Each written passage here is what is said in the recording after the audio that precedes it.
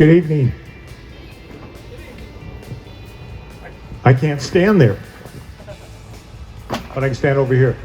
Welcome to the 2024 Tripoli Association annual meeting.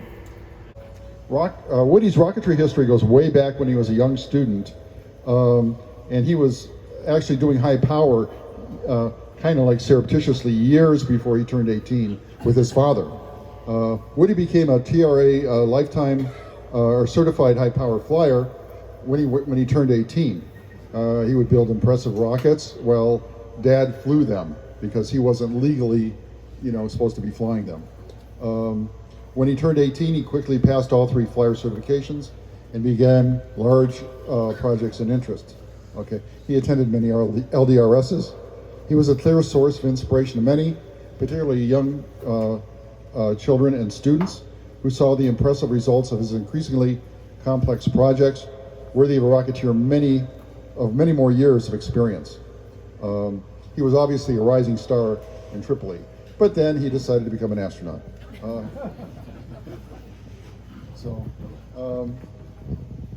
Woody has a bachelor's degree in electrical engineering. He has a bachelor's degree in aeronautics and astronautics from MIT and a PhD in electrical engineering and computer science from University California, Berkeley. In June of 2017, Woody got the call from NASA informing him that he was to be selected as an astronaut candidate. After successfully completing his 2-year training course, it was announced in December 2020 that he was selected as one of the 18 astronauts for the Artemis program, targeting a first moon mission in 2024. Well, we know that's not going to happen this year. So, in the interim, a more intermediate space mission became a reality, and he was on the SpaceX Crew 6 for the ISS Expedition 69. In 2022, he was selected to be the pilot for the 4-man mission to the ISS. And like we said, last year at this time, we actually did a video conference with him on the ISS where we presented him with the award. So Woody is actually Tripoli's first astronaut. He may be Tripoli's first man on the moon too. So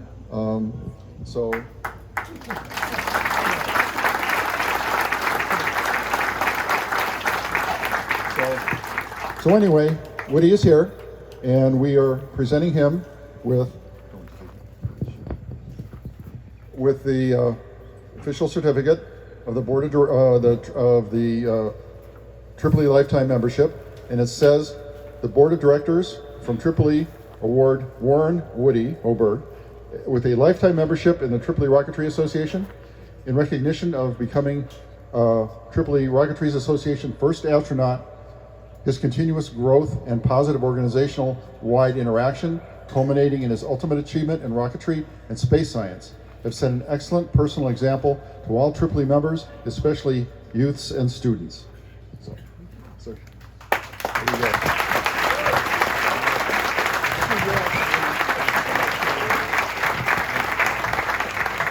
And incidentally, Woody was a personal friend of Ken here for years before he became an astronaut. So this was actually a very, very poignant thing. So thank you.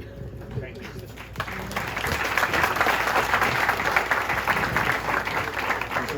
Talking to LDRS from space, it truly took my breath away to learn that I was receiving that lifetime membership. It was completely unexpected, and it's a huge honor. And in just a few minutes, I'll kind of talk through in a bit more detail the impact that Tripoli had on me as a young student.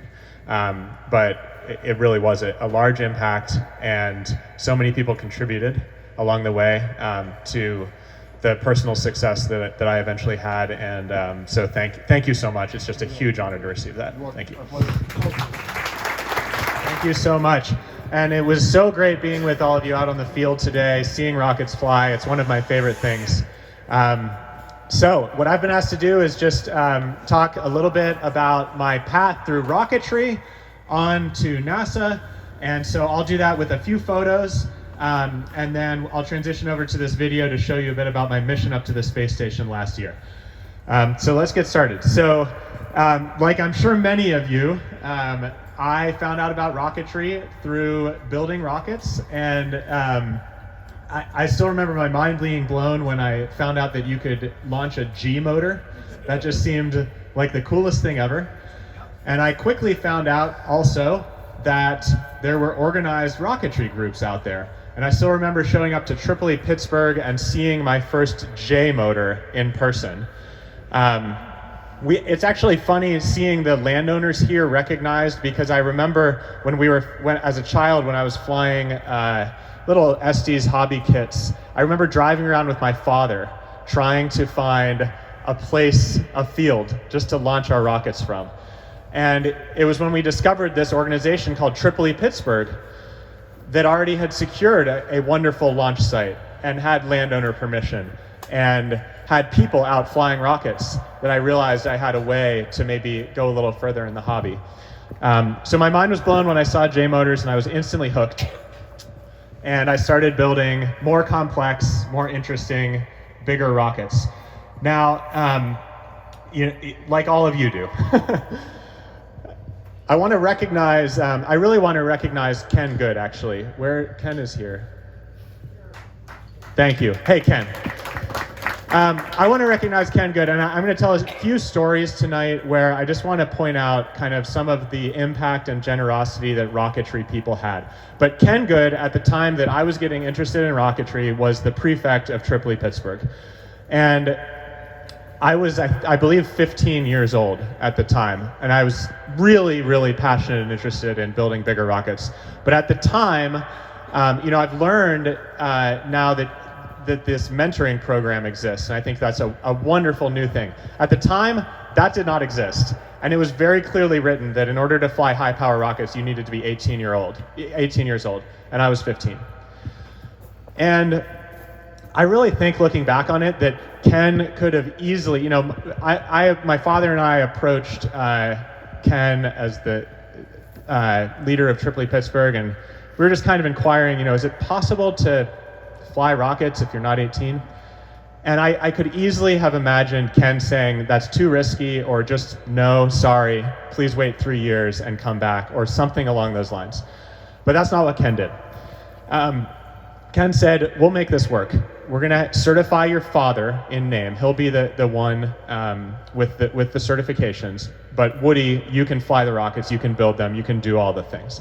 And that's what I did. So for 3 years, before I turned 18, I was super involved in rocketry. And it was just a really big part of my life early on. Thank you, Ken, for allowing that to happen.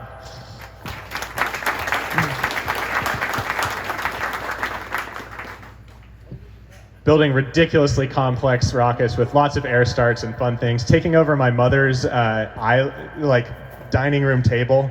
I don't know how she put up with me.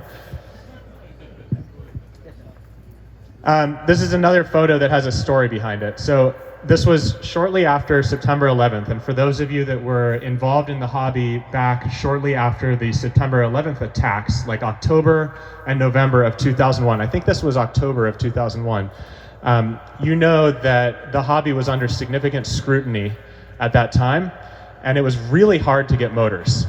It was really, really hard to fly. And this was the time when I was getting really involved and active in the hobby and really excited to fly rockets. So I brought this upscale Mosquito that I had built from scratch out to this launch site, and I really wanted to fly it. It was ready to fly, parachutes packed, electronics ready, ejection charges installed, everything ready to go. I did not have a motor, and it was nearly impossible to get motors at that time. And Craig Williams there on the left-hand side of this photo also showed up to this launch, ready to fly a rocket. And he had, I think it was a K1100, ready to go in his rocket, ready to fly. And Craig looked at me and he saw my rocket ready to go that day, and he said, Woody, I think we should fly your rocket today. And he gave me his K motor to fly my rocket on that day.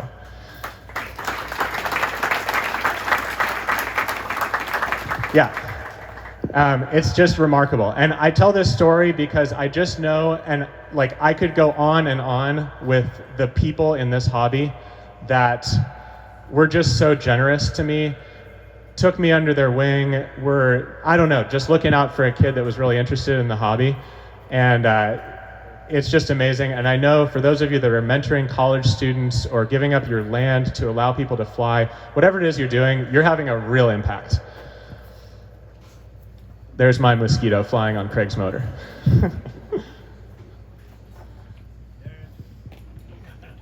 This is, I started building bigger and bigger rockets, and they got so big that I couldn't really do the layups by myself.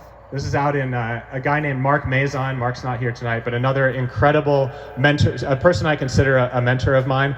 I went out to Mark's garage out in Ohio many times and worked with him and Craig building some of those big rockets. They really took me under their wing. I consider those guys mentors.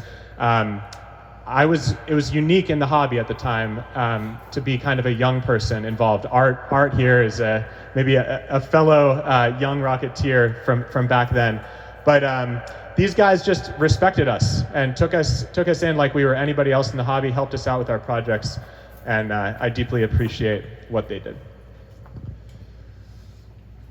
I built this flag rocket, flew it a few times. This is this is the biggest rocket I ever built as part of my time in Tripoli. I thought I would tell this story because I find it funny. So maybe some people here know a better way to do this. So, but I'll tell you what we were thinking at the time. So this rocket here is flying on a large diameter central motor with a few smaller diameter outboard motors, and we want to light them all as a cluster. And as you know, larger motors tend to take a little longer to ignite than smaller motors. And so there's a technique where you light the central motor, you allow it to ignite and start moving the rocket, and then there's a little pull pin. And this pull pin gets pulled out of the rocket by the rocket moving. And as soon as the rocket moves at all and the pull pin gets pulled out, it ignites you have that wired in to ignite the outboard motors. And that way you guarantee you actually get an ignition of the central motor. You get the rocket moving before all the other motors light. So what is going on in this photo? We have all of these outboard rocket engines with igniters in them, wired up to batteries, and the only thing that is preventing them from lighting is a tiny little pin getting pulled. And so for some reason, we thought that the most prudent way to finalize setting up the igniters was to have my brother, to have some helpers, grab us by the ankles and just pull us out from underneath if anything went wrong.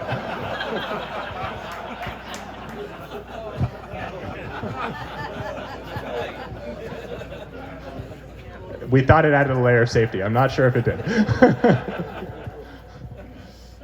I loved, it's funny in hindsight because when I was doing this, I just loved the hobby. I thought it was so cool getting to build big rockets and come out to places like LDRS and fly them. But in hindsight, this was just my exposure to building stuff, using tools, making stuff work, problem solving. I learned it all in rocketry before I went on to anything else. So it's fitting that we're here in New York. For those of you that don't know, I built this big upscale mosquito. I showed you an earlier photo of a smaller upscale mosquito. I built this large upscale mosquito and I brought it to LDRS in New York at a different launch site and came to fly it. And this photo is funny because you can actually see in this photo what went wrong on this flight. I don't have a video. I'm sure some of you remember this flight and we're here in person. But this rocket, this was a failure. This was a big cluster on this big upscale mosquito, and you can actually see in this photo what went wrong. So there are some unused motor tubes in the back of the rocket there. And those, unbeknownst to me at the time, critical mistake, I did not cover or plug those unused motor tubes. And right above all these motor tubes was the electronics bay. And so as this rocket flew up, and a suction zone developed behind the rocket, and essentially the rocket enveloped flames up into the electronics bay through those open motor tubes. And it ejected the parachute early and crashed. Thankfully, no damage, no one was hurt. That's the first priority, of course. But But I bring up this story because I put a lot of blood, sweat, and tears into building this rocket. And here I am. I forget how old I am in this photo, but I'm probably on the order of 18 or 19 or something. And I flew this rocket, and it absolutely crashed, and it was kind of devastating. But it was also experiencing failure. And I think it's pretty cool that this hobby allows you to go out, build things, and have a real risk that they're going to fail and actually experience that. I'm glad I had that experience early in life. Okay, I'm going to tell you guys a little bit about what I did kind of after I was deeply involved in rocketry and the path that took me onward toward NASA. So I went off to college. I heard there's MIT people here. Is that true? MIT? No? Okay. RIT. Oh, RIT. I'm sorry. Okay, I misheard. So I went to MIT for aerospace engineering. I'm sure that my rocketry background helped me get in there. While I was in school studying aerospace engineering, I got really interested in rock climbing, did a lot of climbing, spent a lot of time out in Yosemite. Every weekend I was away from school, rock climbing and getting involved with technical rope systems. In fact, after college, when I went off to grad school to study computer science, I was still really active in rock climbing, and I actually joined the search and rescue team out at Yosemite National Park. So I was a member of YOSAR doing seasonal search and rescue work in the summers while I was studying computer science. This group of guys and gals was one of the most amazing teams I ever worked with, just amazing people. And this was maybe my first intro to like being on a really high performing team, group living situation, and just the bonds associated with that. All right, after grad school, I was lucky enough to get a job as a faculty member up at MIT teaching aerospace engineering. So I went off and started a research group. We did a lot of research on optimization methods for design of aerospace systems, particularly aircraft design. And we got to do some cool stuff like building this airplane that can stay aloft for 5 days. So 5 days endurance, designed with some of the tools that my group worked on. And we had an amazing group of students doing composite layups late at night down in the lab. And we were able to construct this airplane and do a flight test campaign. We flew many flights, launching this airplane off the roof of vehicles. Really a lot of fun. And so this was what I was doing. I was up at MIT leading this research group.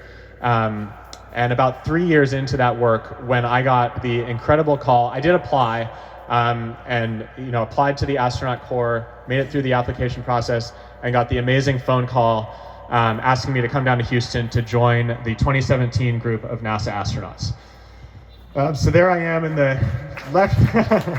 Yeah, my mind was blown too. I love this photo just because everybody on this stage had a wildly different background. We're about half and half military and civilian. We have test pilots, we have a Navy SEAL, we have medical doctors, a biologist, geologist, a Black Hawk pilot turned into a special forces doctor, like a Navy submariner. The diversity is just incredible. So everybody on this stage took a wildly different path through life to end up there. And we went straight into basically astronaut boot camp. So the first 2 years on the job for me were getting all the training needed to be eligible for a flight assignment. We fly the T-38, we did geology training, we spent a lot of time in the neutral buoyancy lab, which is our pool down in Houston where we train for spacewalking. We did International Space Station systems training, we train on the Canadian robotic arm. It's really a lot of fun, that first 2 years. After that, I did some technical assignments, and then I got another amazing life-changing phone call.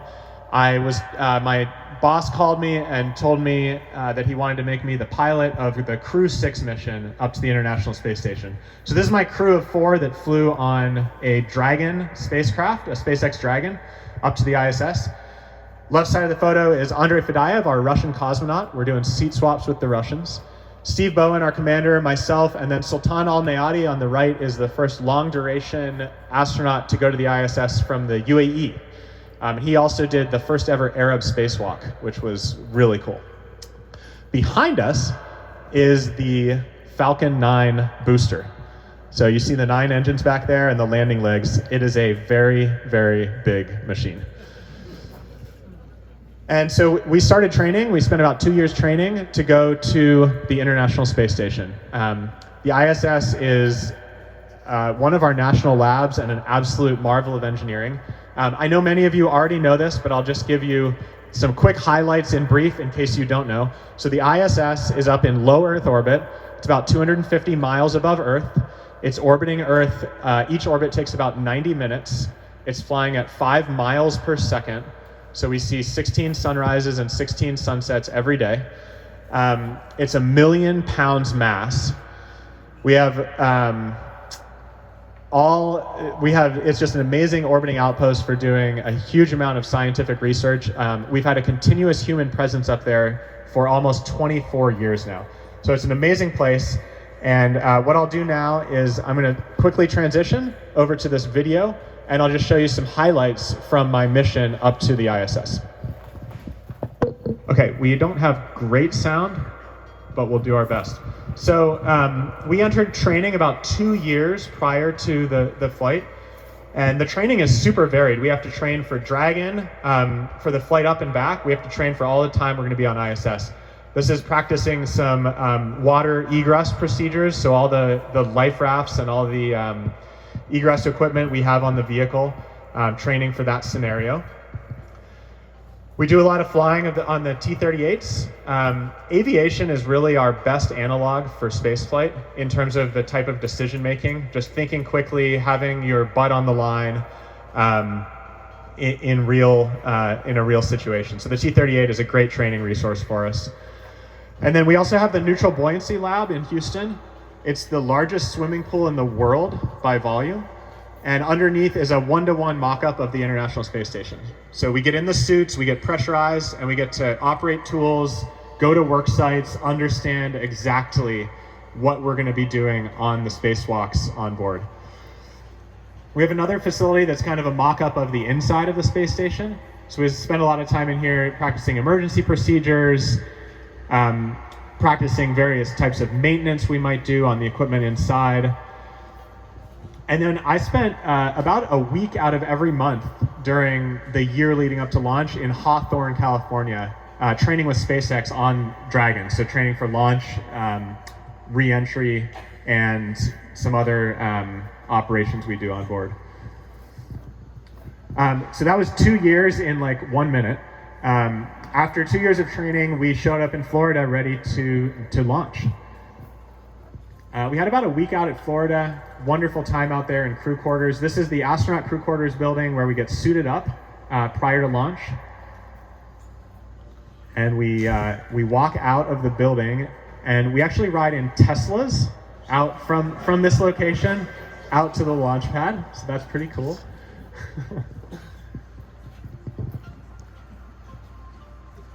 There's our ride to the pad. It's about a 20-minute ride from crew quarters out to the launch pad. And when you get out to the launch pad, it was beautiful seeing our rocket lit up at night. There's this tradition, you walk over to this special spot, you do this awkward lean back, and you can see the whole rocket up above you. We launched about 2 in the morning, so just beautiful time of night. And something unexpected happened on our launch attempt. So you see 2 minutes and 12 seconds prior to launch, and you can't quite hear it, but what we heard was hold, hold, hold, and that's the launch director calling off our launch with 2 minutes and 12 seconds prior to launch. So we had an issue, a technical issue, actually with our system that ignites our engines, and we had to stand down from launching. And so 3 days later, we did exactly the same thing again.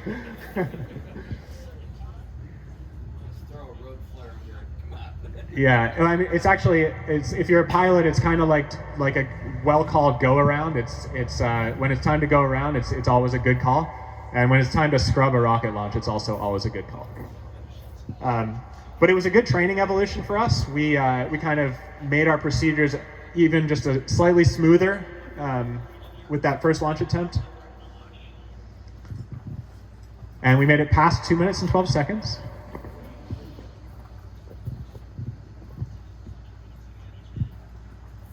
And so now we're in the final count prior to our liftoff to space.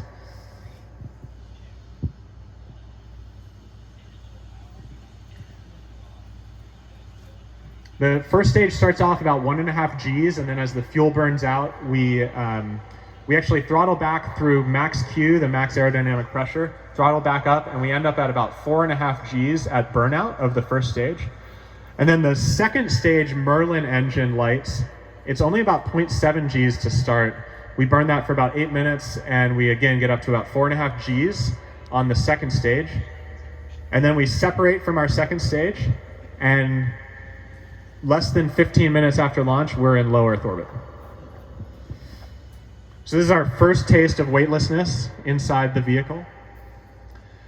And we spent about 24 hours phasing and aligning for our rendezvous up to the space station. Seeing the ISS on our thermal cameras, I still remember that because we trained so much for this place, but seeing it actually there in front of us was amazing. And then getting to float on board was one of those experiences you'll never forget.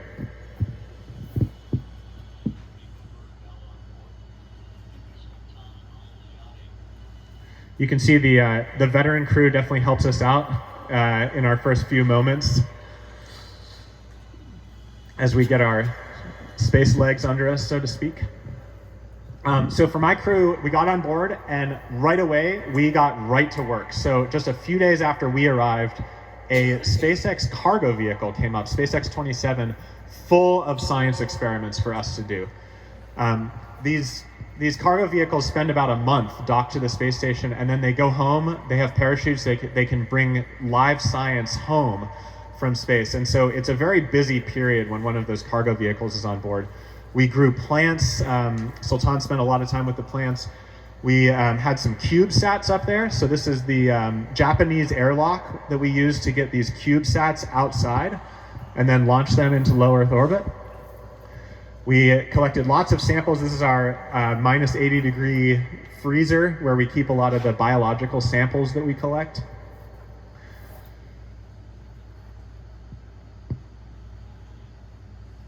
And I worked a lot on this experiment called Cardinal Heart. So working on, well, big picture, working on some treatments for heart disease. And this was really cool because we'd been working on this experiment for a while, and one day Sultan was looking under the microscope, and it was just another day in space, but in the next view here, you'll see in the upper left, you're gonna see a little cell, and that is a beating heart cell. So we had beating heart cells in space. And I still remember dinner that night. We were all just, we could not stop talking about how cool that was. This is really the purpose of the space station, is doing scientific research. I worked literally on hundreds of different research studies while I was up there. Lots of time in various glove boxes. We actually printed a section of meniscus. It was the first section of meniscus ever printed in space. This stuff would basically become a puddle if you tried to print it on Earth because of sedimentation and all the 1G effects. But in space, you can print interesting biological structures that can't even support their own weight. So that was really fun to work on. And that facility is going to go on to do some cardiac tissue and then blood vessels eventually. It's just mind-blowing, all of the different activities that are happening up there. We're doing a lot of work on combustion research. That's kind of an ongoing thing relevant to future space vehicles, future exploration, understanding how things burn in space without gravity-driven convection. And these Astrobee robots were really cool too. I actually hosted a zero robotics competition from aboard the Japanese module. These are free-flying robots, and we're actually able to run student code on these robots aboard the ISS, which was really fun. Okay, in addition to all the science, probably my favorite part of the mission was getting to go outside and do some spacewalks. This is something we train a lot for. It's kind of a big, serious day aboard the ISS. And it was probably the highlight of the mission for me. The first spacewalk I did, that our crew did, was actually my colleagues Steve and Sultan, and this is when Sultan became the very first Arab to do a spacewalk. And seeing the reaction from his region was just amazing. The impact he had was huge. So they went out and they actually they did some work setting up some mounting brackets that were relevant later for some of the spacewalks I did. So they installed some mounting brackets that hold these new solar arrays we're installing. And they also worked on removing some communications equipment outside. And just about a month after that, I had the opportunity myself to go outside and do 2 spacewalks. So my mission on my spacewalks was to install 2 new ISS rollout solar arrays. And these are pretty complex spacewalks. I had trained them several times in the pool. Those 2 cylindrical rolls you see are the arrays, and we're working on unbolting them here. And then it's about 800 pounds of mass, the actual solar array unit that we carry out there. And I got to carry it out there on the end of the Canadian robotic arm, which was pretty cool. So we did the first one. It was very successful, and then we suited up for the second spacewalk, which was more complicated. It's a little further out on the truss, and the arm actually doesn't reach all the way out there. So we have a somewhat complicated sequence of handoffs to get the array all the way out to where it belongs. But you see, that's me in the end of the arm carrying a solar array all the way out as far as the arm can reach on the space station.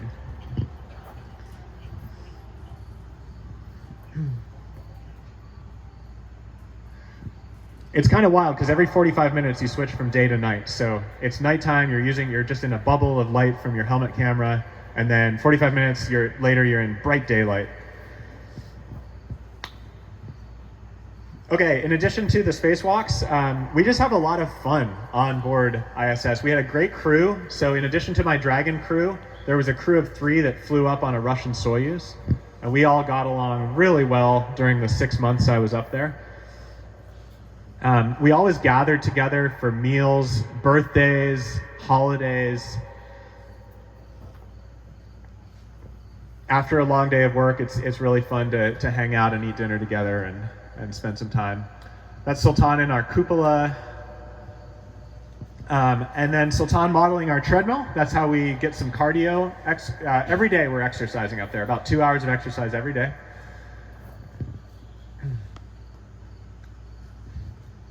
It's me preparing some spacesuits for a spacewalk. We played some chess games with Mission Control. That was really fun. We were doing like 1 or 2 moves every day. Playing against Mission Control. We won.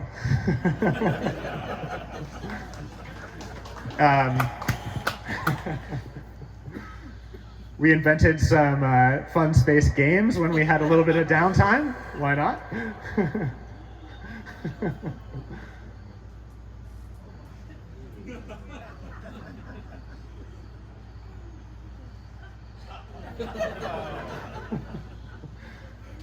Every once in a while we cook something fun like pizza, so we got some pizza crust up there. Steve was our resident chef.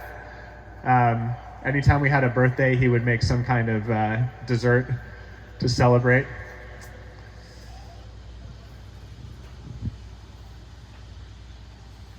These are good memories for me.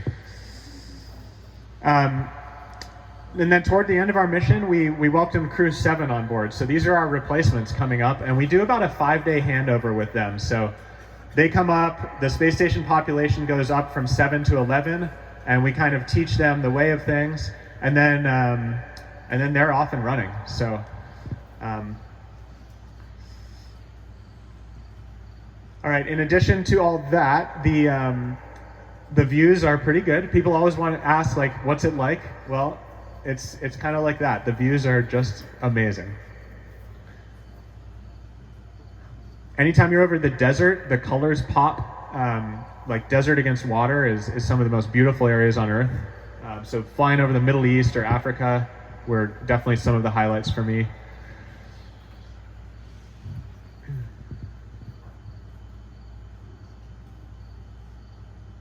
Took a lot of time lapses. Sultan was probably our best photographer, though I was trying to keep up with him. Flying over Egypt.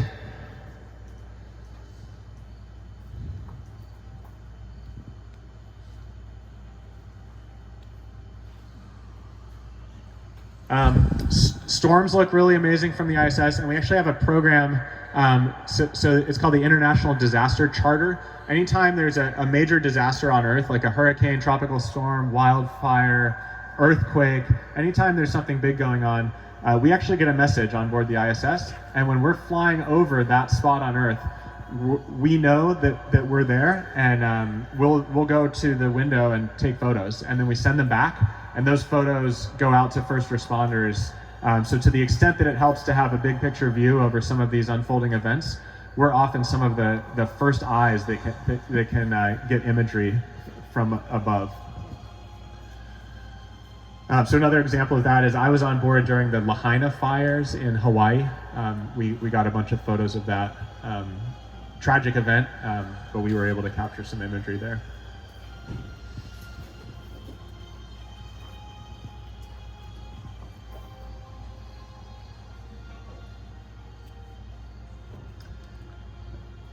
Seeing cities at night is always spectacular. Another amazing thing from at night is just seeing lightning storms, lightning striking like all over Earth. It's just one of the most amazing things when you have that big picture view. Okay, so I spent 186 days on board, and then after 186 days, it was finally time to come home. It felt like it went by in a flash, but super early in the morning, my crew got back aboard our Dragon vehicle. And there we are, backing away from the space station, thrusters firing, our navigation lights, and we again see the thermal camera view of the ISS as we back away and start targeting our re-entry. We spent another, I think it was about 16 hours phasing for our targeted re-entry. And then we do a big deorbit burn. And at that point, we are committed. We are coming home. When you re-enter Earth's atmosphere, obviously a big plasma field surrounds the vehicle. We go into radio blackout for several minutes. On the left there, you see a view past Sultan's feet at the plasma outside our vehicle. And people on the ground at the same time were capturing some pictures of us. We're basically inside a meteor. You get up to about 4.5 Gs during the re-entry, during deceleration. And then once we're near terminal velocity, we deploy some drogue parachutes. Those guys slow us down from about, well, you guys know about drogues and mains. So those slow us down from about 350 to about 120 miles an hour. And then once we're stable under drogues and at the right altitude, we deploy our main parachutes. And it's a cool system. So we have reefing lines, and we cut those reefing lines progressively. So there's this disreefing process that slowly inflates the mains to keep the acceleration on the vehicle in check. So there's the disreefing event.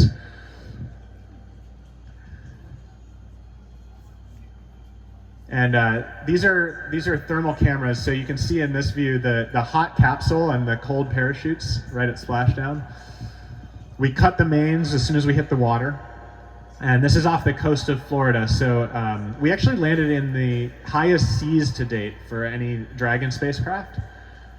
We were rocking pretty good. So the way it works, this recovery ship comes, there's a recovery crew of divers that rigs our capsule, and then this ship lifts us on board. We're still in the capsule at this time. And then we get set on the recovery boat, and then the recovery crew opens the hatch and extracts us from the vehicle.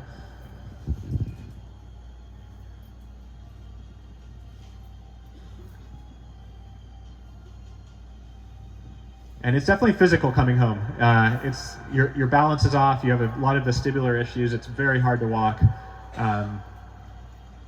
This is a few hours after our splashdown, maybe 6 hours after returning to Houston. and starting our rehab. All right, so that's the quick version of the mission. Thank you so much. What we do now is present back to Tripoli Rocketry Association the patch that flew aboard the International Space Station, along with some photos from our mission.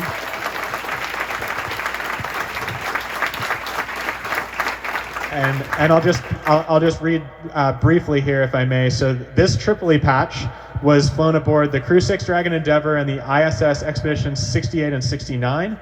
Endeavour launched on March 2nd of 2023 at 0534 UTC from the Kennedy Space Center and splashed down off the coast of Jacksonville on September 4th at 0417 UTC. The Endeavour crew flew in space for 186 days, orbiting Earth 2,976 times at an altitude of 250 miles, and we traveled 78 million miles at 17,500 miles an hour. So I'd like Tripoli to have their patch back. We have a great home for this. Later in July, Gary Rosenfield will be dedicating his new office, but more importantly, the Museum of High Power Rocketry. And I think Tripoli would be honored if Gary would display this patch from Woody in his new museum.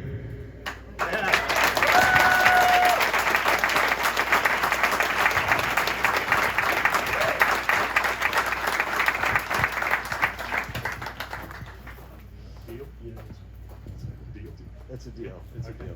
It's a deal. And I hope you can all come and visit. And we have some other Tripoli mementos as well. One that was provided by Dave Rose, and a lot of history there. This is a great honor. Thank you very much. Cool. All right, thanks everyone. That's all we've got. Hope it was a great evening. Thank you.